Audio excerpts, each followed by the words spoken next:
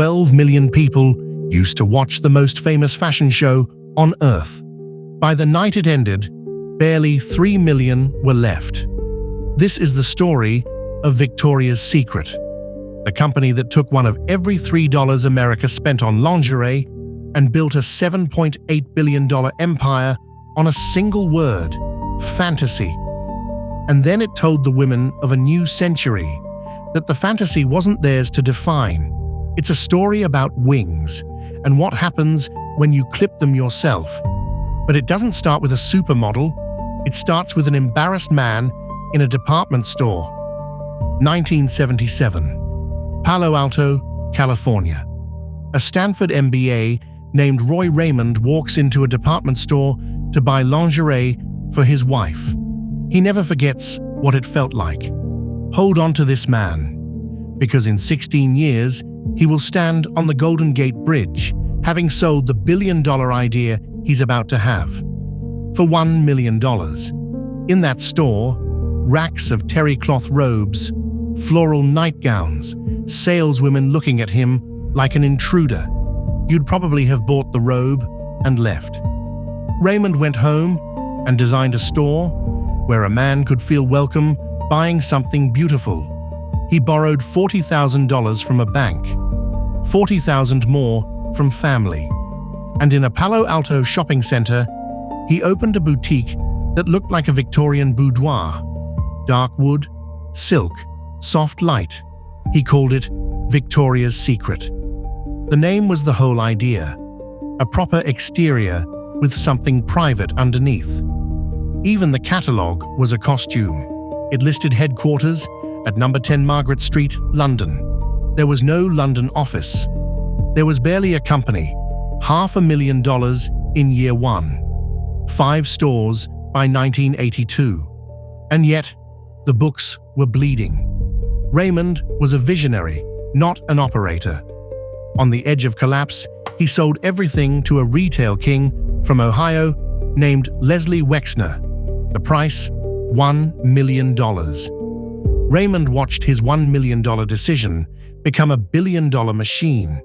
He tried children's retail. It failed, and took his houses with it. He tried again and again. And in August 1993, at 46, Roy Raymond kept the appointment this story began with. Remember him. Because everything that follows, the angels, the wings, the empire, was built on his blueprint. Make desire feel respectable. Wexner just knew who to sell it to. Here's what Wexner understood that Raymond didn't. The customer was never the embarrassed husband. It was her. He rebuilt the stores as an English fantasy. Gilded fixtures, floral wallpaper, perfume in the air, Italian luxury glamour at mall prices. By the early 90s, 350 stores, $1 billion in sales, the largest lingerie retailer in America. The Miracle Bra sold 2 million units in its first year, but the masterstroke wasn't a product. It was a show. August 1995, the Plaza Hotel, New York. Budget $120,000. Supermodels in lingerie, press everywhere. And 2 months later, the company floated on the New York Stock Exchange with Stephanie Seymour ringing the bell. The fashion show was never fashion. It was investor relations in angel wings, and it grew like nothing you'd ever seen on television. In 1999, they bought a Super Bowl ad counting down to an internet broadcast, and more than 1 million people tried to watch. The stream buckled. The angels themselves were born in a TV commercial, with Tom Jones playing God. The wings arrived in 1998 on Tyra Banks. By 2001, 12.4 million Americans watched the show on network television. The fantasy was now an institution. So, how big can a fantasy get? Try this: 1,000 stores by 2006, when $1 in every 3 that Americans spent on intimate apparel went through Victoria's Secret. A teen brand, Pink, worth $1 billion by 2010. 400 million catalogs mailed a year. A $15 million fantasy bra in the Guinness Book of Records.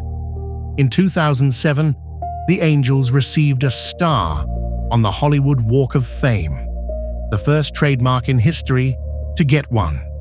Not a person, a trademark. The show's budget grew 100-fold, and in 2016, the machine posted its greatest number ever, $7.8 billion in sales. Remember that year, because the peak and the crack arrived together. In 2016, at the very top, Victoria's Secret began amputating itself. The catalog, Raymond's original invention, nearly 40 years old, cut. Swimwear, gone. The chief executive, out. And outside the pink walls, the world was moving. A rival called Aerie sold comfort and real bodies and grew 25% a year, every year. A startup called Third Love, built by an ex-Googler, sold fit instead of fantasy. And in May 2018, Rihanna launched Savage X Fenty, lingerie in every size and every shade of skin. It sold out in a month. The answer came that November in a Vogue interview from the executive who had built the Angels, Ed Razek. Asked why the show had no plus-size models, no transgender models, he said the words that became the brand's epitaph. The show is a fantasy. No apology could unring that bell. And the detail almost nobody noticed made it worse. 2 weeks before mocking a rival named Third Love, where nobody's third love, we're their first, the company had quietly filed a trademark for the phrase first love. That wasn't a slip of the tongue. The contempt had a filing date. The backlash came from inside. The brand's own models spoke out against it. Within a week, the chief executive was gone, the second in 2 years, and a rival founder took out a full page in the New York Times, demanding the brand stop telling women what sexy means. Women just stopped listening. Now watch the numbers run backward. Show viewership, 9 million, 6.5, 5, 3.3. In November 2019, the show that built the empire was cancelled outright. Market share from 32% of America to 19%. Operating income down 15%, then 20%, then 50%, then in 2019, a $729 million loss. And behind the collapsing numbers, a darker shadow. Since 1987, Les Wexner's personal fortune had been managed by Jeffrey Epstein, with full power of attorney from 1991. Executives warned that Epstein was presenting himself as a recruiter for the brand's models, a pattern the New York Times later documented.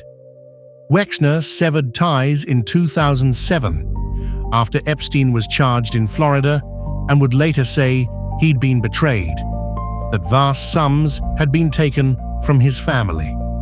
But when the scandal resurfaced in 2019, it attached itself to the brand's name and would not let go.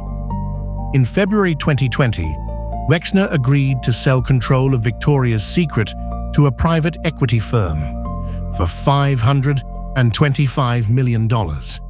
The empire that had peaked at nearly $8 billion a year was priced at $1.1 billion. Then COVID closed every store, the buyer walked away in court, and the deal collapsed in 10 weeks. Wexner, the man who bought the company for $1 million, stepped down after more than half a century of running his own empire. In 2021, Victoria's Secret was cut loose entirely, a spin-off, a ticker symbol, and no more angels.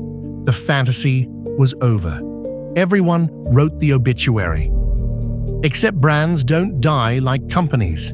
They wait.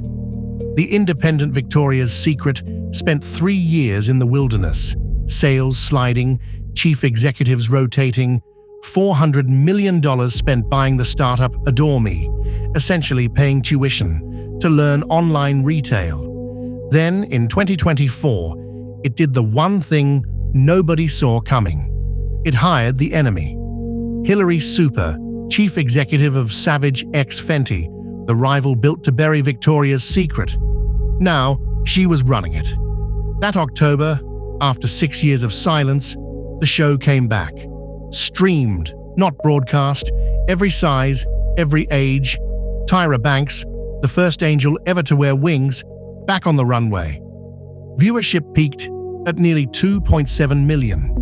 The next year, professional athletes walked the runway. And then came the 2nd of June, 2026. First quarter results. Sales up 15%. The same day, the company changed its ticker symbol on the New York Stock Exchange from VSCO to VSXY, sexy spelled out loud. The stock rose 47% in one day, capping a year in which it had nearly quadrupled. The chief executive put the new doctrine in one sentence: every woman gets to define sexy for herself. So, what was Victoria's Secret in the end? The comeback didn't happen because the wings returned. It happened because the definition changed hands. A brand, it turns out, is a promise about who you get to be, and no amount of wings can hold up a broken one. Somewhere in this story is the embarrassed man from 1977 who just wanted buying something beautiful to feel less like a trespass. Half a century later, a $7 billion company finally caught up with him.